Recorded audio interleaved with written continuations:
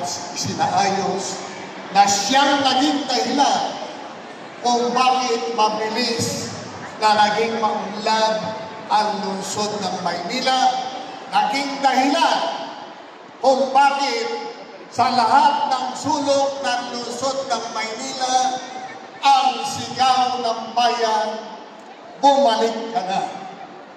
Kaya hindi ako magpapakahaba, ibibigay ko sa inyo the best mayor Manila ever had, Isko Moreno Tumagoso.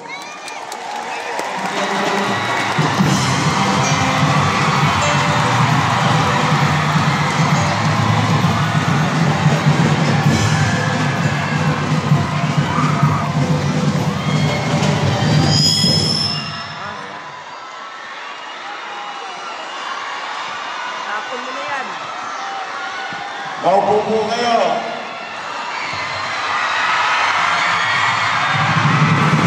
Hi! Doon naman. Hi!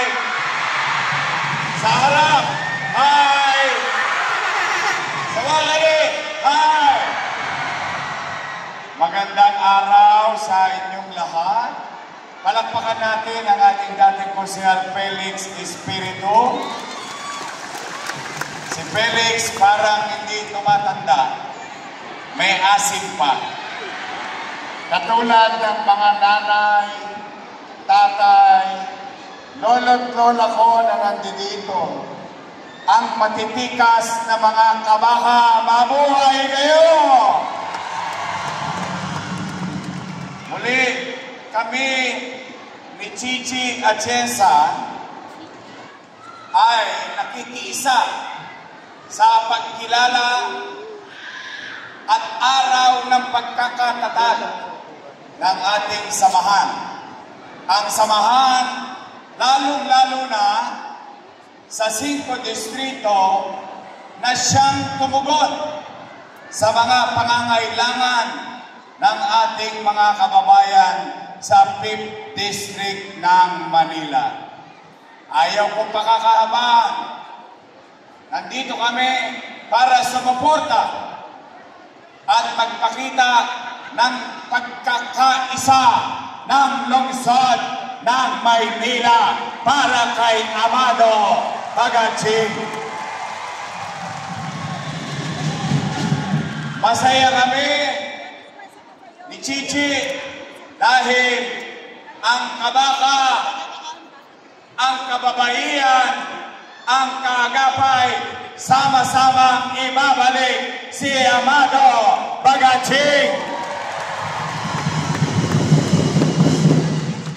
Natutuwa ko at nais kong kilalanin din ang presensya ng ating minamahal na mayor, 9 na taon, 3 consecutive term. Siya lang ang nakatatlong termino na mayor ng lungsod ng Maynila, Mayor Lito Atienza.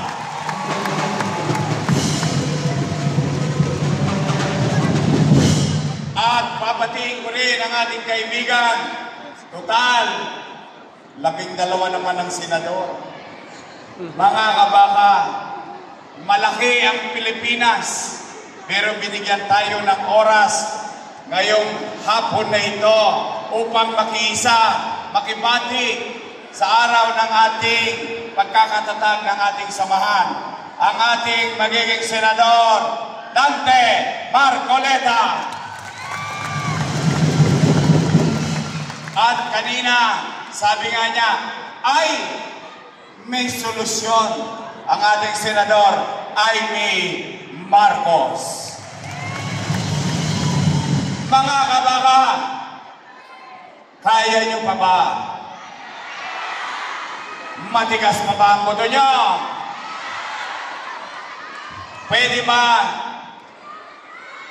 magsigawan tayo, iparinig natin at umalingaw-ngaw sa buong 5 distrito, Amado! Amado!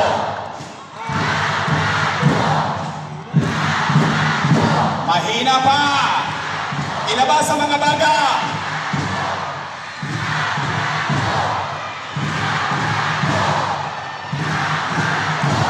Romans, ayan na ang pananabik ng ating mga kababayan sa 5 distrito. Paglilingkod mo para sa kalusugan, para sa kabutihan ng ating mga nasasakupan. Anong isinisigaw ng kabaka? Babalik kami. Babalik kami. Babalik kami. Babalik kami. Gusto niyo ba bumalik ang kabaka? Gusto niyo ba bumalik si Amado? Handa ba kayong mapuyat? Handa ba kayong mapagod? Hindi ba kayo titigil? 5 buwan na lang yan, babalik na si Amado Bagaching. At mga nanay at tatay ko, I love you too. Mga lolo at lola ko, itong araw na ito ay may hamon sa atin. Ngayon natin ipapakita natin sa buong distrito na nagkakaisa ang kababaihan, kaagapay at kabaka dahil tutulungan natin si Lito Atienza ang kanyang buhay. Party list, tutulungan ba ng kabaka? Tutulungan mo ng kabaka? Umaasa kami dahil ang pagkakaisa, pagkakamati-mati ng mga samahan ay siyang kapakinabangan ng ating mamamayan. So muli, mga kabaka, sabay-sabay tayo sumigaw. Kabaka ngayon! Lakasan nyo pa. Kabaka ngayon! Kabaka bukas! Kabaka hanggang wakas! Muli, mga nanay, tatay ko, mga lolo't lola ko, mahal namin kayo ni Chi Atienza. Kaisa nyo kami at sana kung hindi pagmamalabis, huwag niyong kakalimutan yung mga Yormes Choice na kandidato natin. Nagkakaisa ba ang kabaka? Nagkakaisa ba ang kabaka? Dadaling ba ang buong Yormes Choice? Maraming salamat. Congratulations. Susunod, 40 years. 40 years. 40 years na ng kabaka. Malamang sa City Hall na tayo. Mag-aniversaryong lahat. Mga kabaka. Maraming salamat sa inyo. Pagpalain nawa kayo ng buong may gabat. Manila! God first! God first. Thank you. God first! Mabuhay! Dole! Isto! Pagano!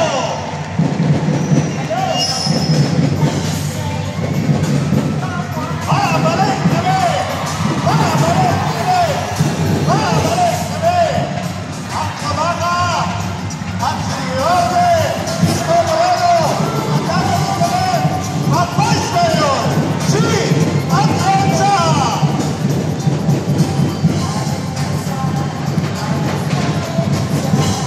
Ayun!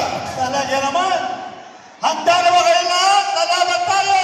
Hanggang babalik natin ang ating kabaka dito sa lungsod ng Maynila! Kabaka's choice! Nagtapos siya ng kanyang pag-aaral bilang Political Science major in Governance diyan po sa kabila lang, sa De La Salle University. Ang kasalukuyang direktora ng Kababaihan ng Maynila, anak ng ating magiting at mahusay na alkalde, Mayor Lito Atienza. Yan, pakilala natin, Chris. Isang mahusay na news anchor at journalist, artista at executive producer ng programang Maynila sa GMA7. Ang napili ni Yorme Isko na maging katuwang niya sa muling pagbalik ng sigla ng Maynila. Ang bagong liwanag ng Maynila, Vice Mayor Chi Atienza!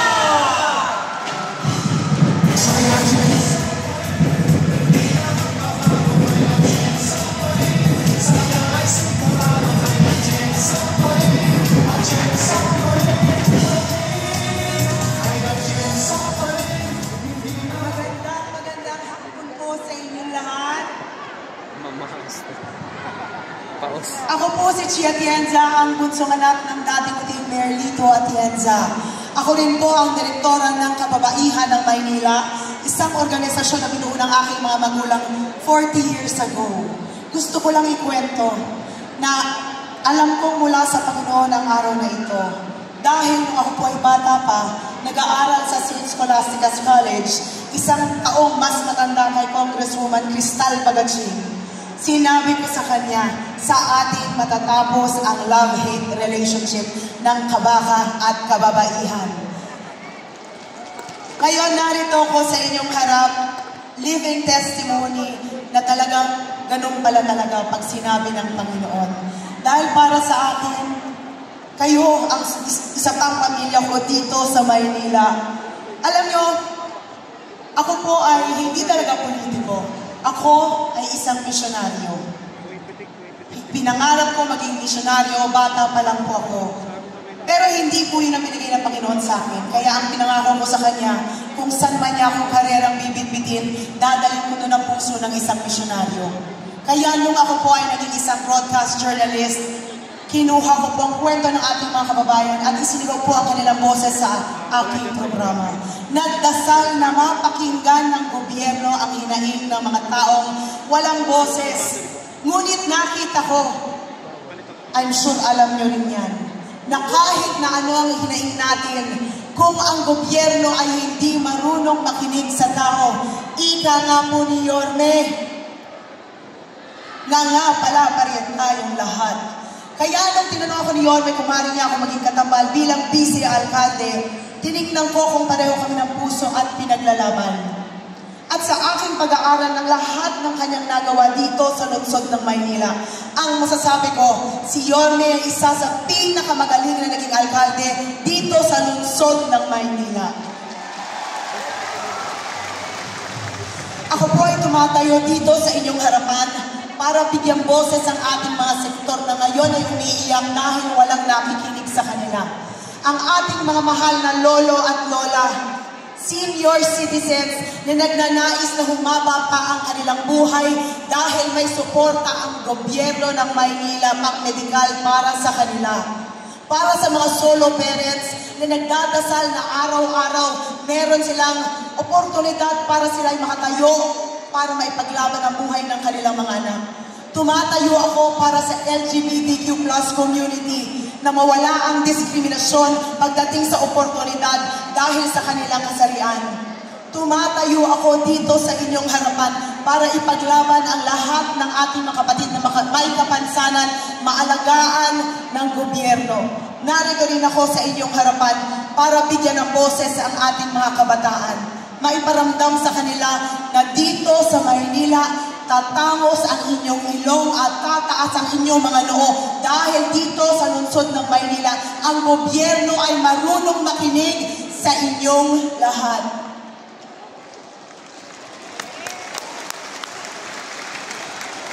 Lahat po ng distrito na aming pinuntahan, iisa lamang ang sinisigaw ng lahat. Ano nga po yun? Ano nga po yun? Lakasan niyo po! Malay! Alam ko kakibat ng sigaw nyo na bumalik na si Yorme dahil nagnanais ang inyong mga puso na bumalik ang pagkatok ng pagmamahal ng gobyerno dito sa lungsod ng Maynila sa inyong mga bahay at buhay gaya ng nataman nyo nung si Yorme ang alkalde ng Maynila.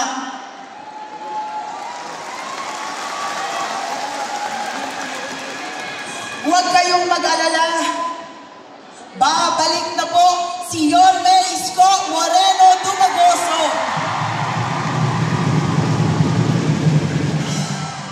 Ngunit kung maaari, aking mahal na kabaka, sana isama niyo rin po si Chi Atienza.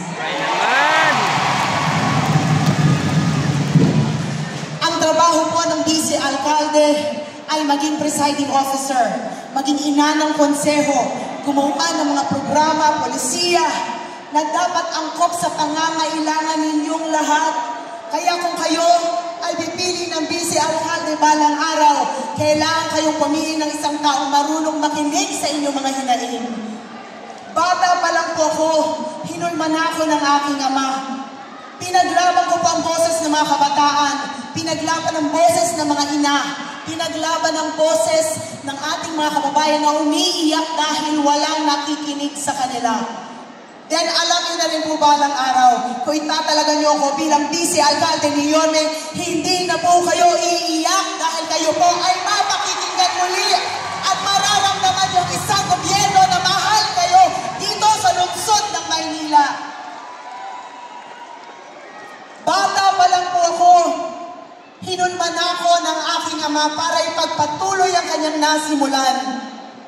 Ang akin lamang, gusto ko sa laban ko, ang kababaihan ng Maynila, kabaka at kaagapay ay magbubuklod-buklod, magsasama-sama para maging maganda muli ang gobyerno dito sa lungsod ng Maynila. Lahat po tayo narito dahil sa isang misyon at yan ay makapag-iwan ng isang magandang mundo na kaya natin ipamana sa ating mga anak, ating mga apo at sa susunod na henerasyon. Makakaasa po kayo na ako po ay susuportan ng buong buo kay Yorme Isko Moreno Dumagoso. Dahil alam ko na ang pagsuporta ko kay Yorme ay pagsuporta ko sa bawat isang taong nandito ngayon. Tatangos muli ang inyong mga ilong. Tataas muli ang inyong mga noo. Dahil dito sa lungsod ng Maynila, balang araw, kayo po ay kasama na ng gobyerno. Hindi po ako umaalis sa kahit na anong entablado nang hindi nag-iiwan ng alaala. Dahil ang baka maalala nyo lang sa akin ay ang aking mukha. Mukha lang pong 25 pero 43 years old na po ako.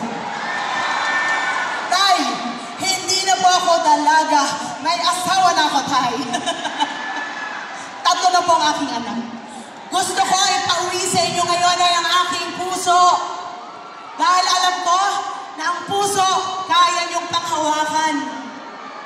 Pwede ko po ba kayong awitan? Dahil ang laman ng awitin to, ito po ang gusto kong ipauwi sa inyo ngayong hapon. Para sa inyo po ito.